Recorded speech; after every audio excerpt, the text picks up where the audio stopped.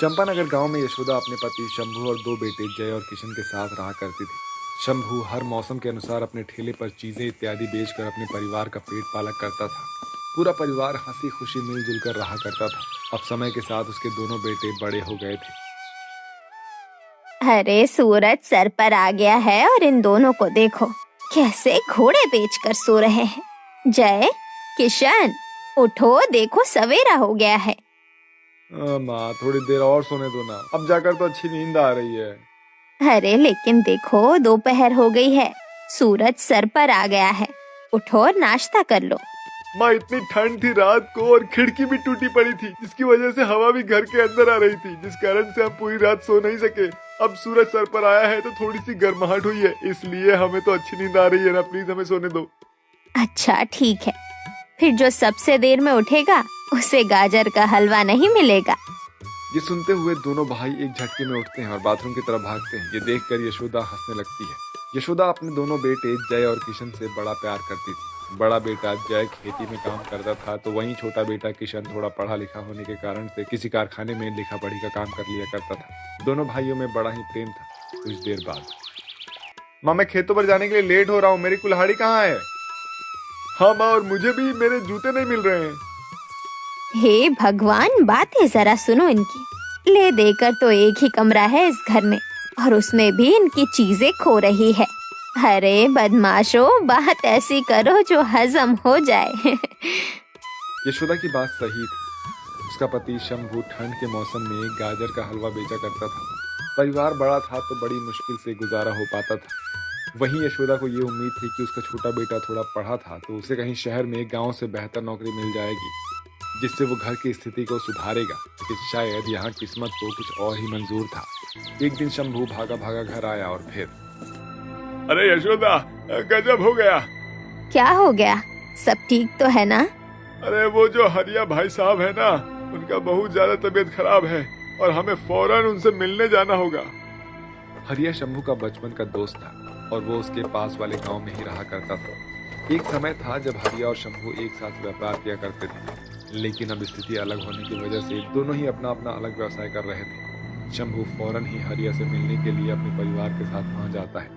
शंभू जैसे ही हरिया से मिलने के लिए उसके घर पहुंचता है तो वहीं हरिया फूट फूट कर रोने लगता है।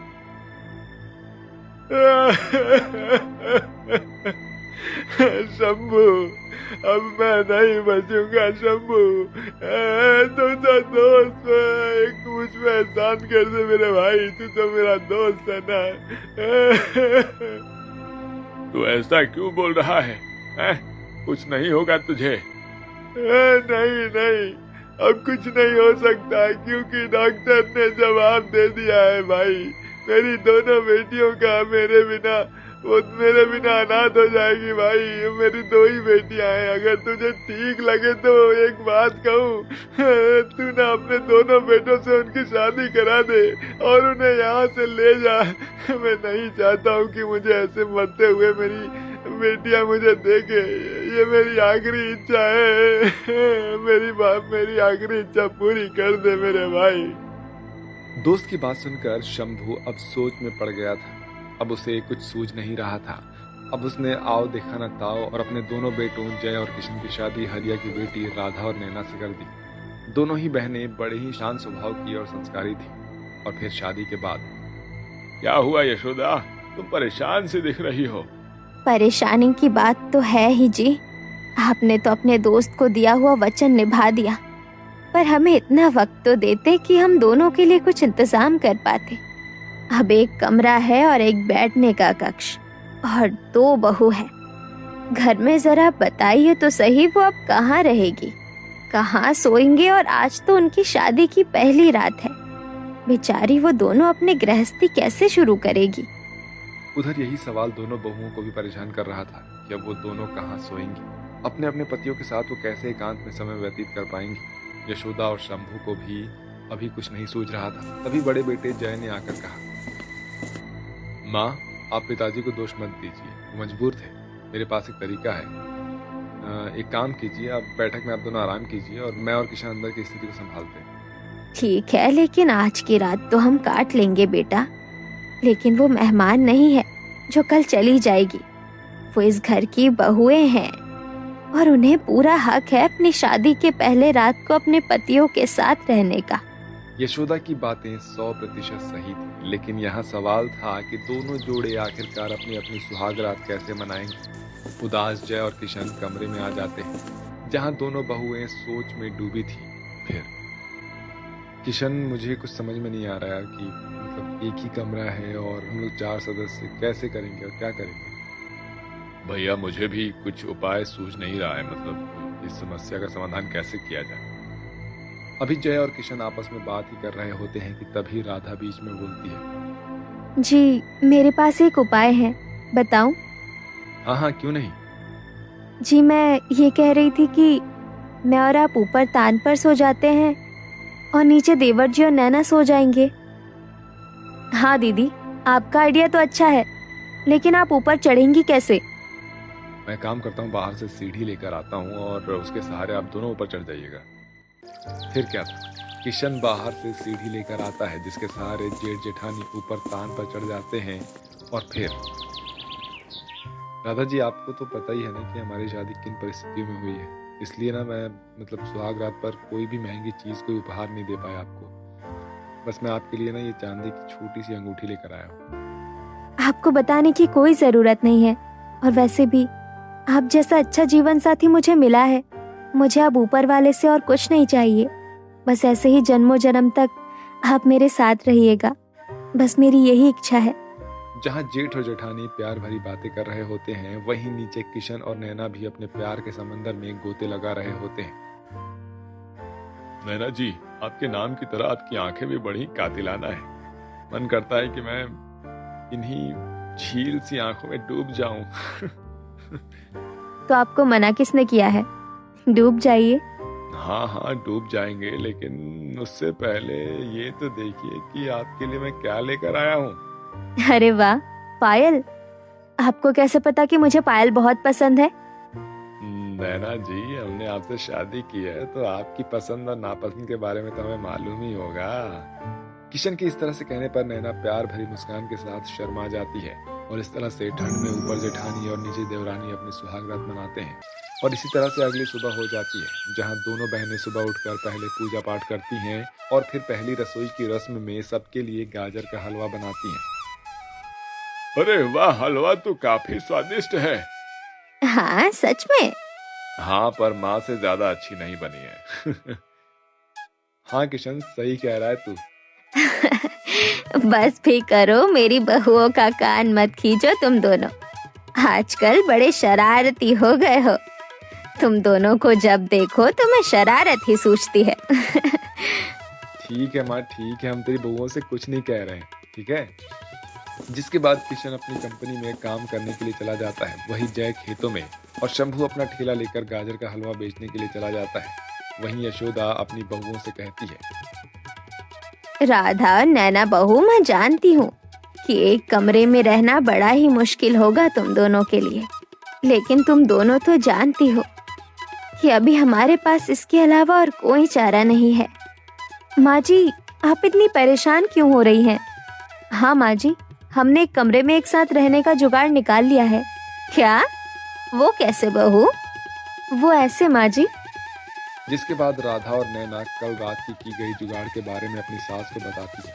जिसके बाद यशोदा कहती है, मेरी दोनों बहुएं जुगाड़ू और गुणवान हैं। वो हर मुश्किल परिस्थिति को भी आसान बना देंगी, इसकी मुझे पूर्णतः आश्वासन हो गया है।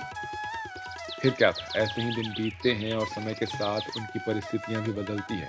शंभू, जय और किशन तीनों ही दिन रात मेहनत करते हैं और दूसरी जगह पर 3 कमरों वाला घर बनवाते हैं और इस तरह से उनकी जिंदगी एक सही राह पर आ जाती है और वो सभी लोग खुशी खुशी रहने लगते हैं।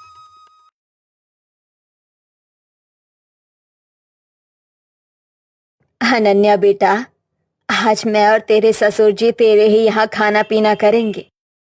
ठीक है माँ? अरे नहीं, बड़ी मुश्किल से मैंने अपनी फेवरेट ड्रेस को खरीदने के लिए पैसे बचाए थे। अब माँ बाबा के खाने में उन्हें डालना पड़ेगा। मैं तो बुरी फंसी। किस सोच में पड़ गई बहू? कुछ नहीं माँ, मैं बस सोच रही थी कि आज रात को क्या बनाऊं। मैं जाकर तैयारी करती हूँ। अनन्या ऐसा बोलकर अपने कमरे में आ गई जो कि हेमा के कमरे से अलग था। अनन्या और गीता दो हेमा की बहुएं थी।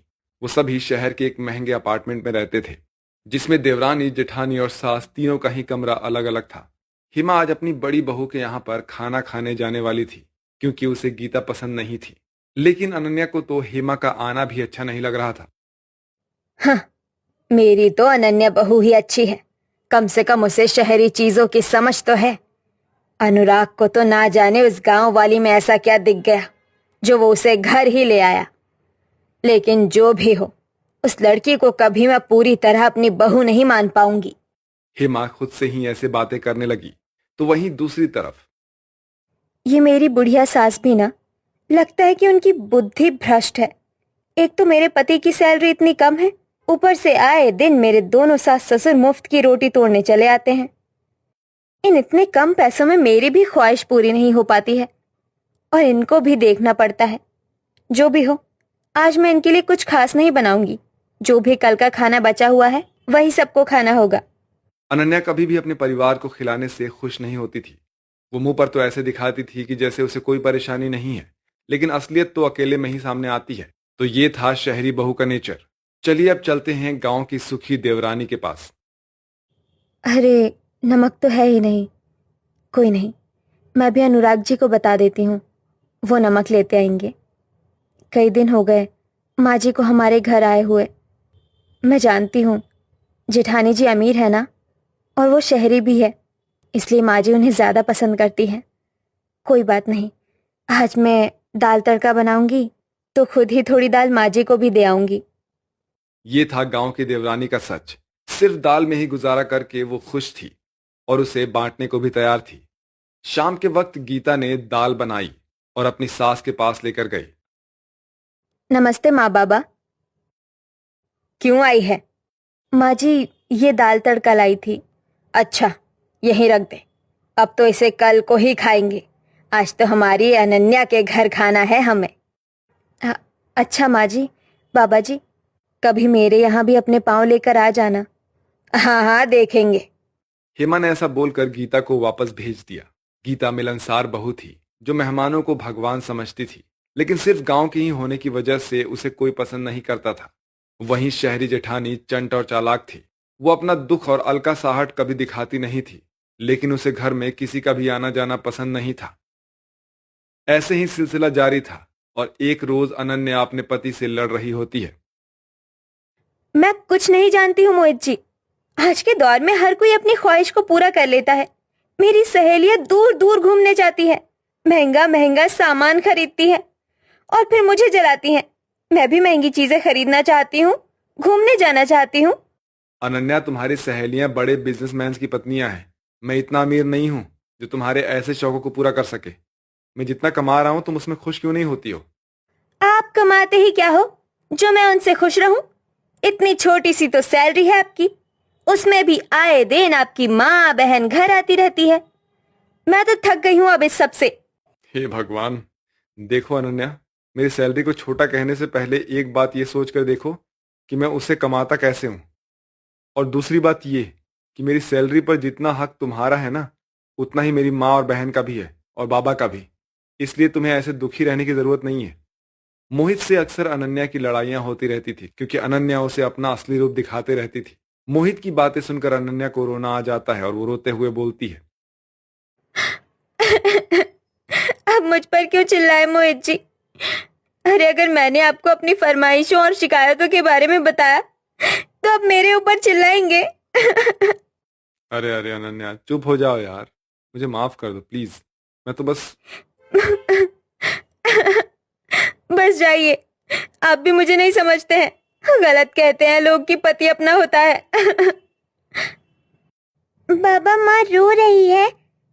माँ क्यों रो रही है?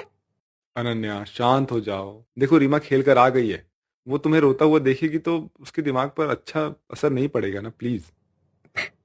पढ़ने दीजिए, ये मेरी बेटी है, अपनी माँ का दर्द बांटेगी। आप तो बस मुझे रुला ही सकते हो। अनन्या ऐसा ही बोल बोल कर रोने लगी। एक तरफ ये सब चल रहा था तो वहीं दूसरी तरफ अरे नहीं, राशन तो खत्म होने वाला है और अभी तो अनुराग जी की तनख्वाह मिलने में भी समय है। आज सासू माँ और बाबा आ रहे हैं, मुझे ऐसा कुछ जुगाड़ लगाना होगा जिससे सभी का मन भी खुश हो जाए और मेरा राशन भी 1 हफ्ते तक चल जाए। गीता हिसाब लगाने लगी कि किस तरह वो कम खर्च में सभी को खुश कर सकती है। गीता के पति का काम मोहित जितना अच्छा नहीं था। वो कम ही कमाता था, लेकिन गीता ने कभी भी उससे कोई शिकायत नहीं की थी। गीता के सास ससुर आज उसी के यहाँ पर खाना खाने आने वाले थे, इसलिए उसने उनको खुश करने के लिए खाना बनाया था। पहले गीता ने सभी के लिए पूरी और सब्जी बनाई थी और थोड़े से चावल भी, जिससे उसका आटा भी कम खर्च हुआ और चावल भी, और उसने ये सब कम मात्रा में ही बनाया। जब ये सब बन गया तो उसने दूध से रबड़ीदार खीर बना दी, जिससे कि खाना भी काफी ज्यादा हो गया और गीता का राशन भी ज्यादा खर्च नहीं हुआ। अरे वाह, कितनी अच्छी और रबड़ीदार खीर बनी है। आज तो माँ बाबा मुझसे बहुत खुश हो जाएंगे। गीता काफी ज्यादा खुश थी।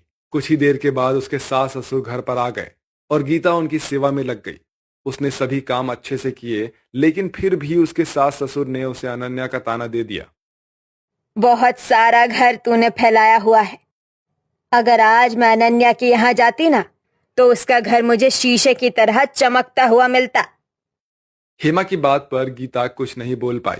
हेमा वहां से खा पी कर चली जाती है, जिसके बाद गीता ने सब कुछ साफ कर दिया। माँ बाबा जी को मैं आज भी इम्प्रेस नहीं कर पाई, लेकिन कोई नहीं, मैं अपनी कोशिश नहीं छोड़ूंगी। गीता ने ऐसे बोलकर खुद को समझा लिया। ऐसे ही सिलसिला जारी था। अनन्या के सपने बहुत थे और साथ ही शौक भी ऊंचे ऊंचे थे, जिसकी वजह से वो खुश नहीं रहती थी। वहीं गीता के पास जो भी था, जितना भी था, उसी में वो गुजारा कर लेती थी। ऐसे ही सब कुछ सही से चल रहा था कि एक रोज हेमा ने अपनी बेटी साक्षी के साथ अनन्या के घर जाने की खबर भिजवाई। अनन्या ने किसी और चीज के लिए पैसों को बचाया था, जिसकी वजह से अपनी सास और ननद के आने की खबर सुनकर वो भड़क गई और अल पल बकने लगी। जब जिसका दिल करता है मुंह उठाकर चला आता है। बस मैं क्या इन्हीं लोगों की खातिरदारी में लगी रहूं? देखो मोहित जी, आप अपनी माँ से कह दो कि मेरे यहाँ ना आए बस। मोहित को कहने की जरूरत नहीं है, हमने सुन लिया है। अनन्या ने जैसे ही पलटकर देखा तो पीछे उसकी सास और ननद खड़ी हुई थी। माँ जी, ननन जी, आप दोनों कब से यहाँ हो? जब से आप अपनी सच्चाई को उगल रही हो। वैसे भाभी, मैं तो आपको अमेरिका से लाए हुए गिफ्ट देने आई थी, लेकिन अब मुझे ऐसा नहीं लगता कि मुझे ये आपको देना चाहिए। सही कहा, ऐसे दोगले लोगों से तो दूर ही रहा जाए, वही अच्छा है। बहू, कमरे तो हमारे अलग ही हैं। अब से तुमसे नाता भी मैं खत्म करती हूँ। तू रह अपनी जिंदगी में खुश। चल साक्षी। हेमा साक्षी को लेकर वहां से चली जाती है। अनन्या, तुम्हारी बातों ने आज मुझे मेरे परिवार से दूर कर दिया। मोहित भी ऐसा बोलकर अपने कमरे में चला जाता है। वहीं दूसरी तरफ हेमा और साक्षी गुस्से में अपने घर बैठी हुई थी। गीता ने भी उनकी आवाज सुनी थी, इसलिए वो उसके पास आई और बोली, माँ जी, ननन जी, बुरा ना मानो तो आप आज मेरे घर आ जाइए, मैंने भी खाना बनाया है। गीता की बात सुनकर दोनों माँ बेटी चौंक जाती है। अब उन्हें एहसास हो रहा था कि कौन अपना है और कौन पराया। उसी दिन हेमा ने गीता को अपना लिया और उसी के घर पर गई। अब गीता को अपना हक मिल चुका था और अनन्या को उसका सबक। अनन्या ने भी सभी से माफी मांग ली और सभी मिलजुल कर रहने लगे।